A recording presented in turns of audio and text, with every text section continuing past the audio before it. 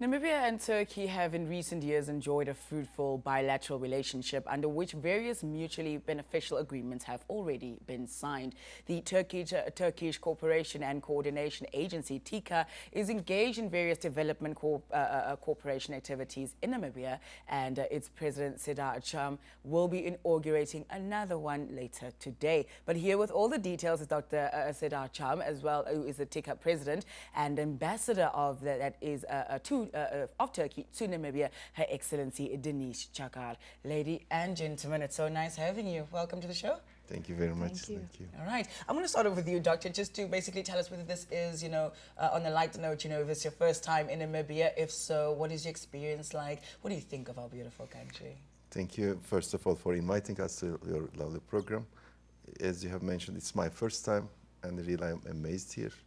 After opening our first office in this region as a regional office in Namibia in more than 2.5 years ago, we have developed many projects here. Approximately, we have completed 50 projects here. And That's thanks great. to Madam Ambassador, Yeah. she really insisted to come here because I would like to say that I didn't know too much about this region.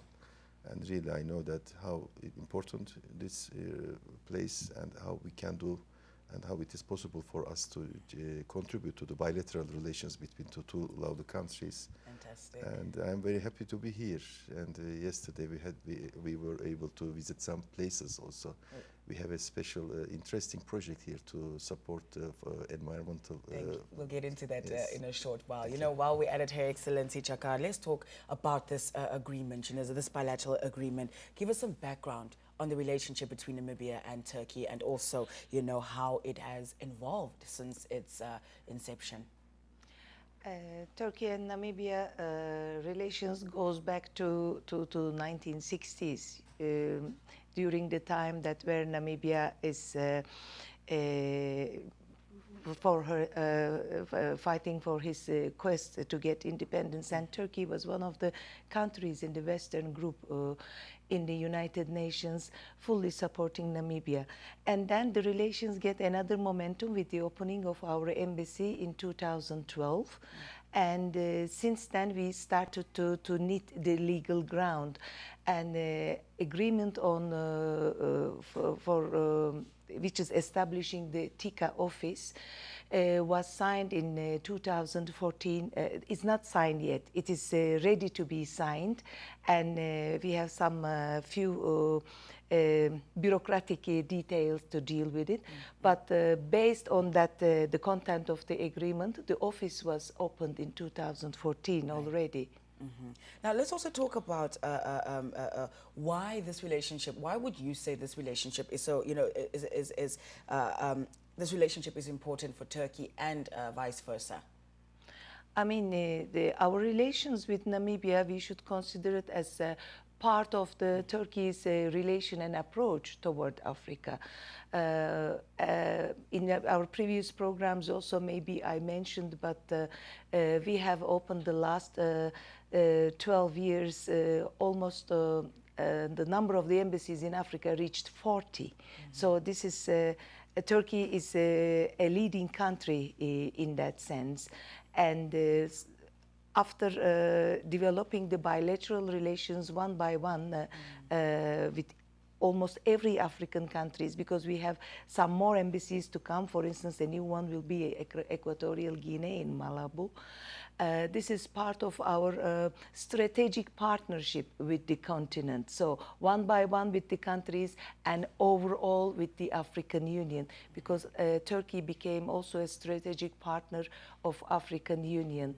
And we hold Turkey-Africa cooperation summits. And as follow-up of these summits, recently we also in Turkey follow-up of the Malabo summit in 2015, we host the Turkey-Africa Business and Economic Forum, which means we are bringing in different sectors all the relevant parties, the political personalities and the business personalities together. And this year in April also we will hold the Turkey-Africa Agricultural Cooperation Forum, which we will be focusing on agriculture. And again, from each and every of the African countries, the leading leaders and captains of the sector will be in Turkey again, this time focusing on agriculture. And this will be going on. It was also in the energy field as well. Fantastic, Her Excellency. Thank you very much for that bit of information. Dr. Chow, moving over to you, let's talk a little bit about TİKA as well and what TİKA's mandate is. We are going to celebrate our 25th anniversary of establishing the TİKA in Turkey. In 1992, TİKA was established to support and to exchange the experience with the brotherly Turkish states who has received their independence from Soviet Union countries. Now we are trying to exchange our experience and contribute to the sustainable development projects in more than 150 countries, and we have 54 offices. And some of the offices like Namibia are regional offices, so covering more than a couple of countries. Our aim is to propose our experiences, and especially the recent 15 years, Turkey has managed to overcome many problems. We were really successful in different areas in terms of economical development, in terms of business and bureaucracy and many other things. So all these things are a target for developing the projects together with the countries that we are having good relations. So indirectly also we are contributing to the bilateral relations. Yeah. So as soon as we do projects together with the two countries are coming together, business is coming together, investments are, and trade is also increasing. So this is also another thing that we are also concentrating on. Right. Madam Chakwa did mention that the Windhoek office opened in 2014. That's right. Doctor, still staying with you. Talk to us about some of the projects introduced since then. Since then, we have started to do the projects in terms of education, vocational training, supporting to the environmental projects also, and also the developing agricultural projects, making job facilities, teaching and giving necessary training programs for women. And now we will be able to concentrate on some new educational programs. We are expecting to invest some school projects here also. So we have started to learn, to understand, because it will come together with the direction of this country, because the authorities knows better than us what is necessary here. So it takes also some time to develop the right projects and to contribute. And we are quite successful in going different regions of Namibia. So our coordination office here, together with the support of our ambassador, we have managed to reach every part of Namibia to at least do some project here. And hopefully this year and the coming years, we will be having more interesting and good projects together. One thing is also important, we are supporting to the capacity building programs. So we are aiming to bring many trainers to Turkey to teach them in different various areas. So they will come and teach their students here. So training the trainers programs will be important in the coming days. Absolutely. Maybe now from the both of you, Namibia TİKA chapter is the only one in SADC, right? Yes. Yes. Okay. Yes. So talk to us about what goes, what the kind of activities, goes into, meeting trade and development agendas and so on. Ma'am, would you? For the entire region. That's correct. Yes, Namibia office based in Windhoek covers, other than Namibia, is Angola, Botswana, Swaziland, South Africa, and Lesotho.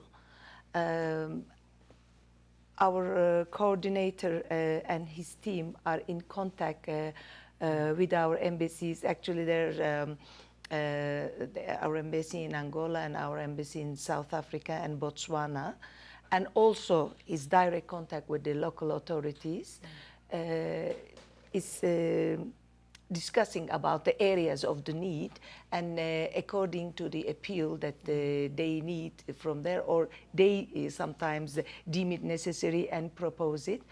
the aid, sometimes the humanitarian aid, sometimes the developing projects. Heritage related, for instance, recently in Cape Town, there is one cricket club from Ottoman Empire time. Some relation was developed since those days, and there was a very interesting invitation from their side to do some refurbishment in this cricket club. And actually our president of TİKA first went to Cape Town to do the inauguration there, and then they flew into to Namibia. It varies different areas, and Lesotho and Swaziland is more to humanitarian aid at the moment. Okay, well, President of TİKA, Dr. Cham, we mentioned that, you're on a visit and you will be unveiling a TİKA project today. Yes, Correct. yeah. So yeah. please talk to us about that as well. Thank you. Before that, I would like to also add to Her Excellency.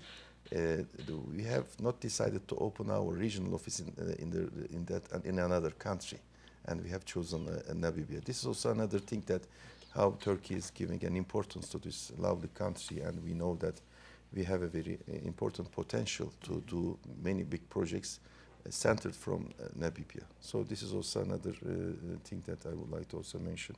And today, before flying back to Turkey, yes, this afternoon we are going back to our country. But I'm sure that I hope that I will come back with my family, with my wife, this lovely country, and we have visited some interesting places. Thanks that our team and our ambassador has made us to understand as a general view. Today we are going to support. There will be a project related with. Women women who have deaf women and for their empowerment projects. So we will be inaugurating that small but symbolic project. And how also do you think such projects can, strengthen existing ties? A project like this specific one. The important thing is that we have a certain experience, because Turkey has many successes. One is that we have tripled our economy in 15 years. So this is very important thing. All the capacity, all the energy is in yourself. So you have all the richness in your country. So it is important to find and determine and find the best method, the system. So we have managed to find, to develop the system in our country. And so important thing is to make the bureaucrats, the technicians, the experts to come to Turkey to see how we have managed it.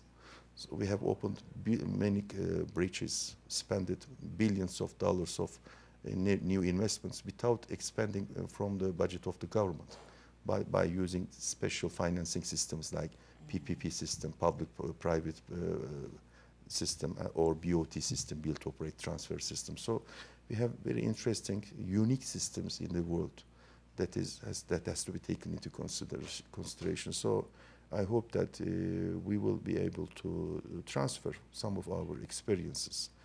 We were also having difficulties in the past, and it was possible for us to overcome all of them. And still now we have many difficulties facing, and we are trying to overcome, and we are very successful. When we look to our region, there are many problems in the surrounding countries, our neighbor countries. Turkey is the largest country receiving, we don't say refugees, but Syrian guests in Turkey. Now we have more than 3 million people, and we are offering their educational problems, solving their educational problems, providing health facilities, providing many supports directly or indirectly by government. Still, we are supporting the problems relating the peace problems in the region, developing different development support systems and so on. So these are all assets that we expect to exchange with our friends and our brothers in this continent. Absolutely. Her Excellency, the last time we actually met was sometime last year, for the first time, and something devastating actually occurred in Turkey, which was in July last year, after the bombings, basically. Would you say, how has Turkey recovered from that? Has Turkey recovered from that? Or, would you talk to us about that? Thank you. Yes, on 16th of December, I remember we had an overview about this coup attempt that happened in Turkey in 15 July. And this is something stabbing from back to the nation from a small group which was infiltrated in various state organizations and institutes. We call it Fethullah Gülen terrorist organization. This has been a long process. It was over decades that they were infiltrating with a different agenda. Then actually at the end it was understood that it was just taking over the administration and ruling of the country, the power of the country. But it didn't work out thanks to the firm stance of Turkish people and Turkish media and our very strong leadership. So the people actually, they came to the streets to stop. Actually, the president of TİKA is one of these people, in the sense that when they heard they were all out in the streets, we were discussing, I didn't know yesterday as well.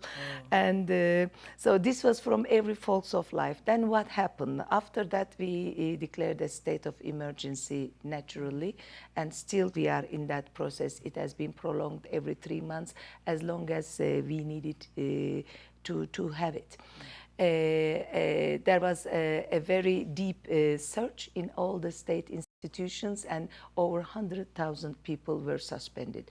And nowadays, in different parts and courts in Turkey, the judicial procedure is starting, the trials is starting for the people, the main key persons who are directing and involved in this coup.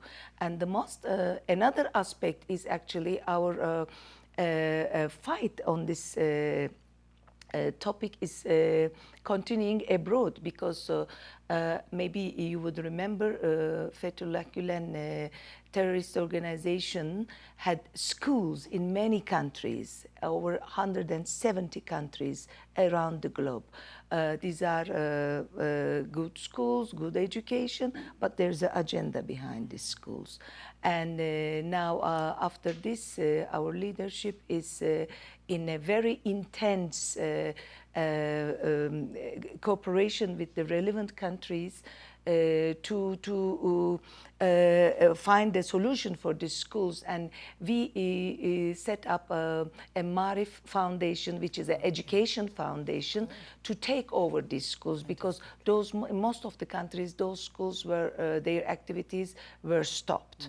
But there are still some of them, for financial reasons and so, are still continuing, but we are dealing one by one in every country. And recently our president had a major visit to Madagascar, Tanzania and Mozambique, where there are a number of schools in these countries are operating, and our counterparts, they are dealing with the situation based on the concerns that Turkey has over these schools.